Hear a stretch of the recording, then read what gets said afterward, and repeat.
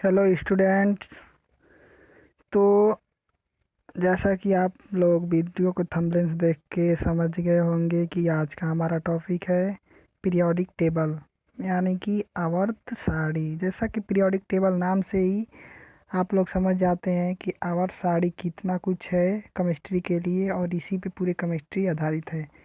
तो आवर्त सारणी को बनाने के लिए चलिए वीडियो को स्टार्ट करते हैं। तो आवर्त सारणी को बनाने के लिए बहुत से वैज्ञानिकों ने अपने अपने मत दिए, अपने अपने अनुसार आवर्त सारणी को विभिन्न रूपों में बनाया। लेकिन वो सब किसी न किसी अलग अलग नियम को फॉलो कर रहे थे, और अलग अलग नियम को फॉलो करके वो बनाया गया था, जो किसी न किसी कारणवश उसमें त्रुटि होने से उसको अमान्य कर दिया गया। तो अंत में चलकर एक ऐसी आवर्त सारणी बनाई गई है, पीरियोडिक टेबल बनाया गया है, जिसको हम दीर्घाकार आवर्त सारणी कहते हैं। इसका जो जो नियम है वो परमाणु क्रमांक के नियम पे ये आवर्त सारणी आधारित है। यानी कि परमाणु क्रमांक के बढ़ते हुए क्रम में तत्वों को रखा गया है इस आवर्त सारणी में, और उनके गुणों का मिलान करके ये आवर्त सारणी बनाया गया है।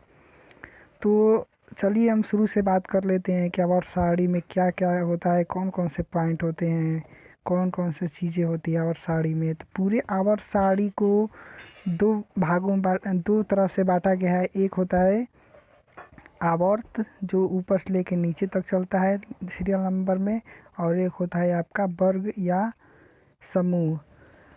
तो जो एक से लेकर आवर्त सारणी में जो रो होता है, रो को हम आवर्त बोलते हैं, और जो कॉलम होता है उसको हम वर्ग बोलते हैं। तो उस प्रकार आवर्तों को 7 तरीक़ों से बाँटा गया है। 7 आवर्त होते हैं पूरे आवर्त सारणी में, और जो वर्ग होते हैं वो 18 होते हैं। पूरे आवर्त सारणी को 18 वर्गों में और 7 आवर्तों में बाँटा गया है। तो ये हो गया आपका आवर्त और वर्ग के बारे में। फिर पूरे आवर्त सारणी को आपके 4 ब्लॉक में बाँटा गया है। जैसे 4 ब्लॉक होता है, S block, P block, D block और एफ ब्लॉक। तो ये आपका जो शुरू का 2 वर्ग होते हैं वो एस ब्लॉक आते हैं, जो अंतिम के 6 जो वर्ग होते हैं वो पी ब्लॉक आते हैं, पी ब्लॉक के अंतर्गत आते हैं। जो बीच का रहता है वो डी रहता है, और जो अंत का जो नीचे आवर्त सारणी के बाहर जो रखा गया है 2 आवर्त, तो वो आपका हो गया एफ ब्लॉक। तो इस प्रकार इनको विभाजित किया गया है पूरे आवर्त सारणी में। और चलिए इसकी अच्छी तरह से हम बात करेंगे पूरे स्टेप बाय स्टेप की, कौन से तत्वों का क्या परमाणु क्रमांक कहाँ पे लिखा रहता है, उसका द्रव्यमान संख्या क्या होता है, उसका संकेत क्या होता है, फिर किससे प्रदर्शित करते हैं और किस आवर्त का तत्व होता है। तो शुरू में हम स्टार्ट करेंगे कि जैसे कोई भी आवर्त सारणी में जो तत्व है उसको इस तरीके से डिनोट किया गया है कि जो सबसे ऊपर लिखा हुआ 29, जैसे ये कापर का हम उदाहरण लेते हैं, तो कापर का 29 जो ऊपर लिखा गया है वो उसका एटॉमिक नंबर होता है। फिर आपका जो ये Cu है ये इसका सिंबल यानी संकेत होता है। फिर उसके नीचे उसका नाम लिखा हुआ है, जैसे कॉपर है तो Cu उसका संकेत और उसका पूरा नाम कॉपर, नेम ऑफ एलिमेंट। फिर आपका 63.546 जो है वो एटॉमिक यूनिट होता है। तो जो एटॉमिक यूनिट होता है वो लगभग एटॉमिक नंबर के यानी कि परमाणु क्रमांक के दुगुने के लगभग बराबर होता है। जैसे अगर 29 का दुगुना करेंगे तो आपका 58 कुछ होगा, तो उससे 4 यानी कि 63 है, 4 इधर उधर है, तो इसका मतलब कि थोड़ा सा डिफरेंस आता है, लेकिन कुछ कुछ में सेम टू सेम उसके दोगुने के बराबर होता है। यानी कि 2 के मल्टीपल के बराबर होता है आपका एटॉमिक वेट यानी कि द्रव्यमान संख्या। तो इस प्रकार पूरे आवर्त सारणी में इस तरह है। जो भी आपके वर्ग फर्स्ट है उसको फर्स्ट ए, वर्ग सेकंड को सेकंड ए, फिर थर्ड को थर्ड बी, उसी प्रकार फोर्थ को फोर्थ बी, फाइव को फाइव बी, सिक्स को सिक्स बी, फिर सेवन्थ बी या 8 9 10 जो वर्ग है उसको हम पूरी तरह से 8 कहते हैं। फिर जो 11th वाला रहता है उसको फर्स्ट बी, फिर 12 को आपका सेकंड बी, उसी तरह जो 13 है उसको 13 है उसको थर्ड ए, फिर उसी बाद 14 को फोर्थ ए, उसी प्रकार fifth A, sixth A, seventh A, और एक होता है जीरो समूह यानी जीरो वर्ग, तो जीरो ग्रुप। तो उसको हम इस प्रकार आवर्त सारणी को पूरे बांटा गया है। और आवर्त को फर्स्ट आवर्त, सेकेंड आवर्त, थर्ड आवर्त, फोर्थ आवर्त। इस प्रकार से हम पूरे आवर्त को बांटते हैं। फिर इसी प्रकार जब यहाँ पे हम हाइड्रोजन की बात कर लेते हैं तो हाइड्रोजन को आवर्त सारणी में फर्स्ट नंबर पे रखा गया है। इसका परमाणु क्रमांक फर्स्ट होता है, तो इसलिए इसको फर्स्ट नंबर पे रखा गया है आपके इस ब्लॉक में।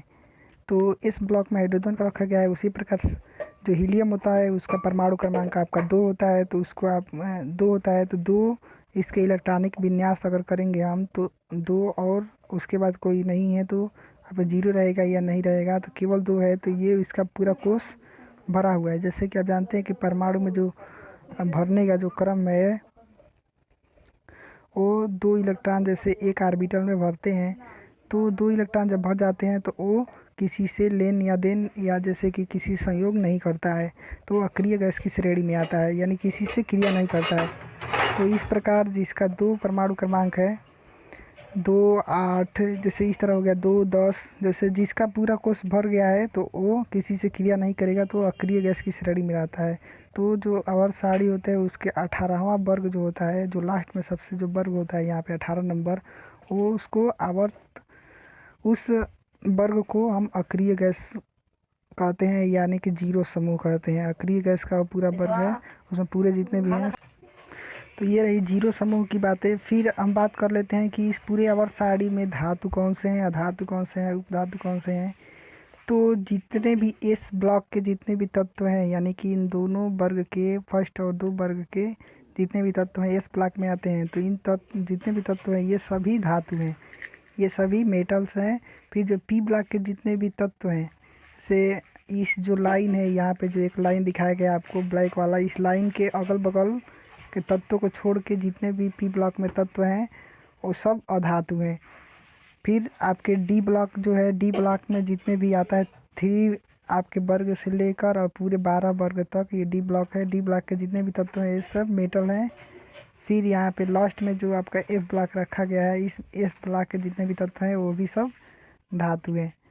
तो ये टोटल धातु है। और जो ये लाइन जो दिखाया गया है, ये जो लाइन ब्लैक वाला, इस लाइन के अगल बगल जैसे कि ये जो बोरान हो गया, फिर आपका यहाँ पे सिलिकॉन हो गया, गैलियम, आर्सेनिक, एंटीमनी, फिर यहाँ पे टेलुरियम, पोलोनियम, एस्टेटिन, ये सभी जितने भी है ये सब उपधातु के अंतर्गत आते हैं। इस रेखा के अगल बगल जितने भी तत्व हैं वे सब उपधातु के अंतर्गत आते हैं और सब उपधातु प्रदर्शित करते हैं। और बाकी सब इस ब्लॉक के तत्व धातु और पी ब्लॉक के बाकी आपके अधातु होते हैं। और जो 18 नंबर जो होता है यानी वर्ग अक्रिय गैसों का वर्ग होता है। फिर इसमें जो 19 नंबर यानी कि 17 नंबर जो होता है 17 नंबर, उसको हम हाइलोजन समूह कहते हैं। फ्लोरीन, क्लोरीन, ब्रोमीन, आयोडीन, एस्टेटिन, इसको हम हाइलोजन समूह कहते हैं। हाइलोजन वर्ग के अंतर्गत आता है ये। और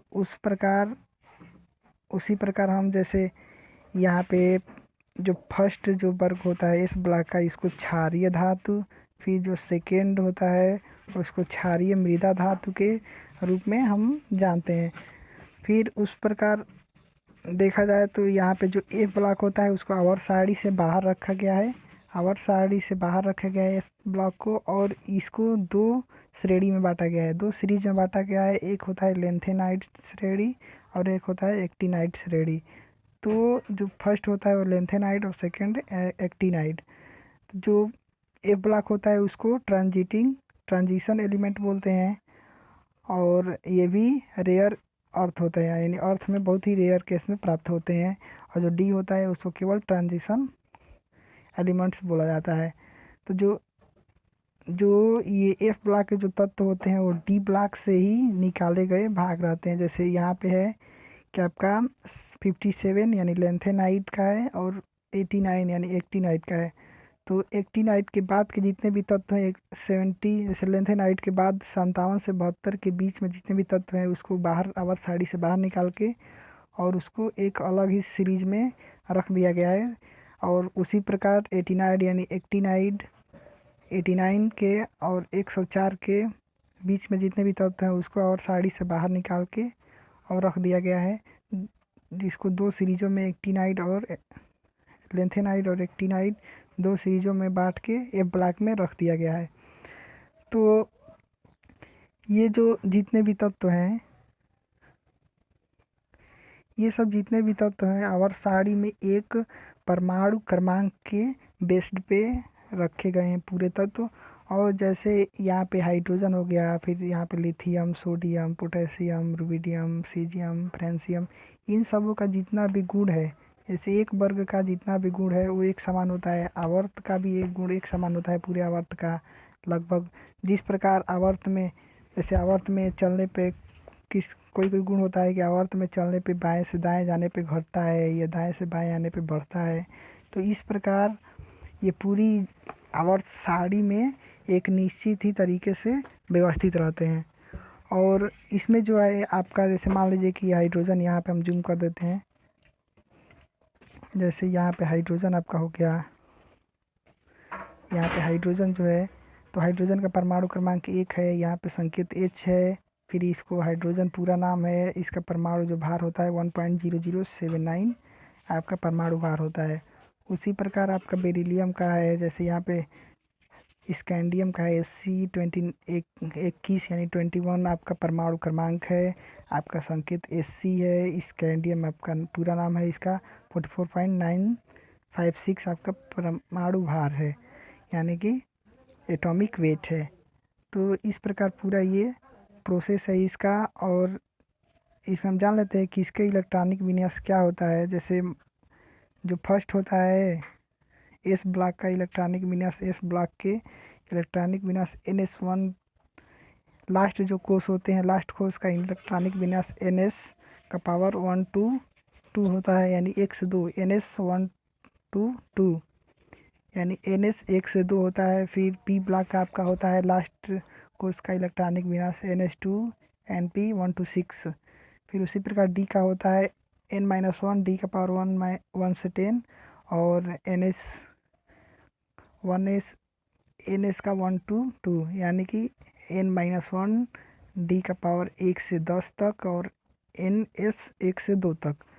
और फिर जो आपका F का इलेक्ट्रॉनिक अंतिम कोष का इलेक्ट्रॉनिक विनाश होता है वो N-2, F का पावर 1 to 14, N-1 डी का पावर 1 से 10 एंड NS2। तो इस प्रकार पूरे इसके अंतिम कोष का इलेक्ट्रॉनिक विन्यास होता है। और इसमें आपके 112 तक ही लास्ट तत्व को दर्शाया गया, लेकिन अब और भी तत्वों की खोज करके 117 तक 18 तक तत्वों की खोज करके इलेक्ट्रॉनिक विन्यास में पूरे रख दिए गए हैं। तो उन तत्वों की भी जानकारी आप यहाँ पे नेट के माध्यम से कहीं भी सर्च करके ले सकते हैं। जैसे बुक में या किसी किसी बुक में दिया है या किसी किसी बुक में नहीं दिया है। तो और भी तत्वों की खोज हो चुकी हैं, उसका नाम जो रखा गया वो IPSC के तहत नाम रखा गया है। और ये सब जो है उसके लैटिन नाम या इस प्रकार किसी भी, जैसे उसके नाम के ऊपर रख दिया गया है उसके संकेत के रूप में।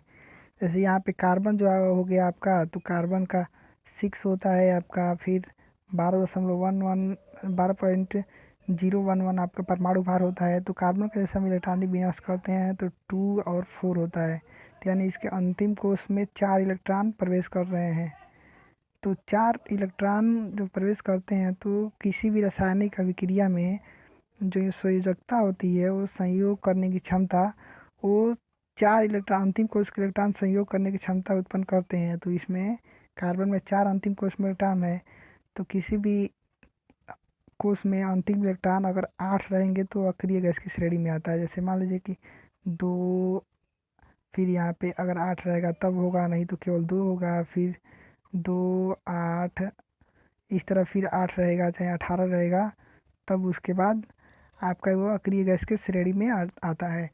तो इस प्रकार अगर अंतिम कोष में 8 इलेक्ट्रॉन पाने के लिए कार्बन को आपको और 4 इलेक्ट्रॉन की आवश्यकता होती है, तभी तो 8 होगा। तो और 4 इलेक्ट्रॉनों की जब आवश्यकता पड़ेगी तो अन्य से संयोग करेगा। इसीलिए कि जब कार्बन संयोग करता है, तो जैसे हाइड्रोजन संयोग करता है तो CH4 बनाता है। CH4 जैसे कार्बन के 4 इलेक्ट्रॉन और हो गए, और 4 हाइड्रोजन हो तो उसके 4 इलेक्ट्रॉन, तो 4 4 8 इलेक्ट्रॉन आपके हो जाएंगे। तो इसलिए कार्बन और हाइड्रोजन के साथ CH4 बना के और वो अपना अक्रियता उत्पन्न कर देता है और मीथेन गैस बनाता है। तो इस प्रकार पूरी प्रोसेस है आवर्त सारणी की। तो आशा करता हूँ कि आवर्त सारणी में जितनी भी जानकारी दी गई आप समझ गए होंगे कि आवर्त सारणी में क्या कैसे होता है। फिर नेक्स्ट वीडियो में हम बात करेंगे कि आपका इलेक्ट्रॉनिक विन्यास कैसे होता है। इलेक्ट्रॉनिक विन्यास आपके बोरबरी नियम द्वारा, फिर आपके अफबाऊ नियम द्वारा NS1 NS2 इस तरह आपका कैसे होता है। तो इसके बारे में अच्छी तरह से जानकारी लेंगे नेक्स्ट वीडियो में। तो आप नेक्स्ट वीडियो का लिंक आपके इस डिस्क्रिप्शन में मिल जाएगा और आप उस पर जाकर वो भी वीडियो देख सकते हैं कि उसमें कैसे हम करते हैं उसका इलेक्ट्रॉनिक विन्यास दोनों नियमों के द्वारा, और कैसे उसको आवर्त और वर्ग उसका ज्ञात किया जाता है। तो तब तक के लिए धन्यवाद वीडियो को देखने के लिए। और अगर वीडियो अच्छा लगा हो तो वीडियो को लाइक करके चैनल को सब्सक्राइब कर दीजिए। Thanks for watching.